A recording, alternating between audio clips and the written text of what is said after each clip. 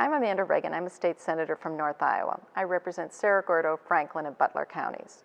I've been involved in human resources and healthcare for a long time in the Iowa Senate.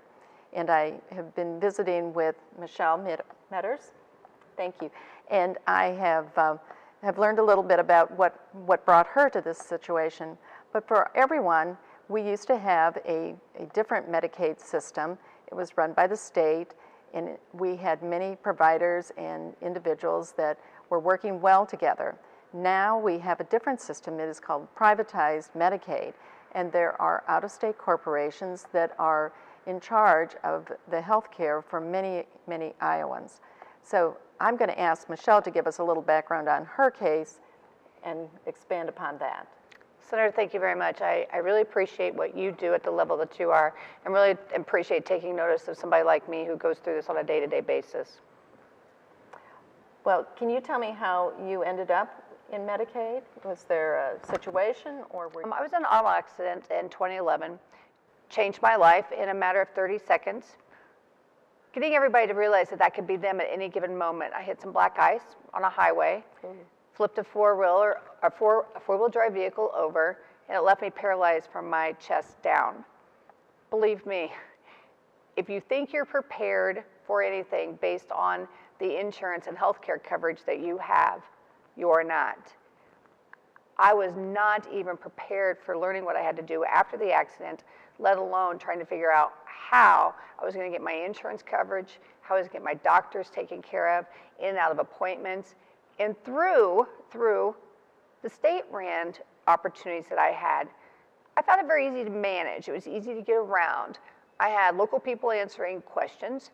I typically got a response from human beings, and I felt pretty confident in knowing that I was going to be taken care of on a state level at probably the best that I could figure out how to do.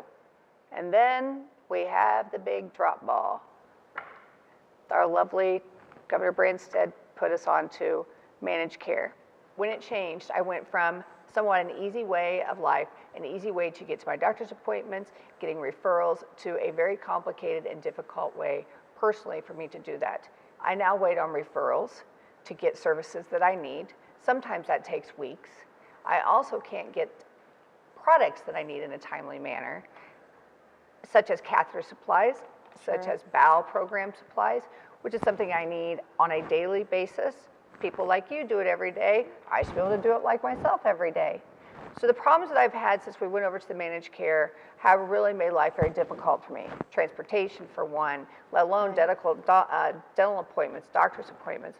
All those things that I used to have fairly easy with the old system, I don't have anymore. It's a lot more time consuming and a lot more harder on me to live a normal life with this new system, because I spend so much time out of my day trying to get a hold of people to answer questions, and sometimes I never even get the answers.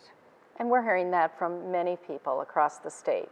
This is very common. I know that you've been a strong advocate and you have talked to others. Would you say that this is a common problem with people especially with people with disabilities? I would say it's a large problem. We have that not only in the city of Des Moines, but all over the state. I have fellow people with disabilities all over the state that I represent, because for them in the rural cities, in the rural areas, that's that much more difficult for them. Transportation alone, many companies have had to shut down because they weren't being paid by that managed care company. And now that we're down to 2 of them, it's not getting any better. Our chances are slipping through the fingers. It's getting worse as time goes on. So you've also probably talked to providers.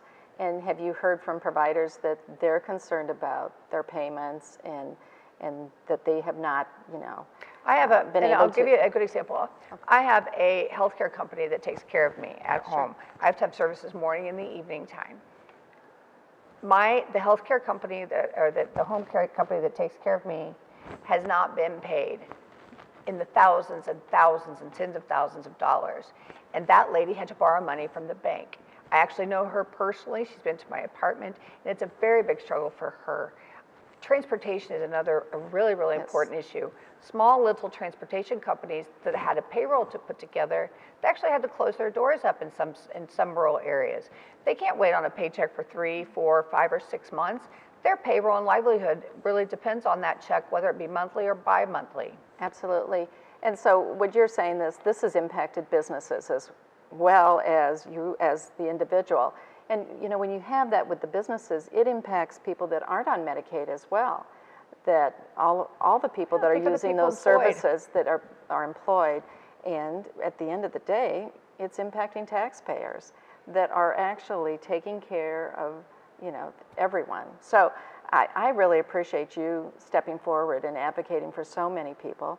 I know you have your own struggles, and one of the things that we talked about is this can happen to any of us, and that's what you are so evident of, because that you had a life that was just like any of us, going to work, going to do all these wonderful things that we do in life, and you hit ice, and then Changed in just a minute. Changed everything. So that can happen to any of us, and so we all need to be concerned about how the systems are run.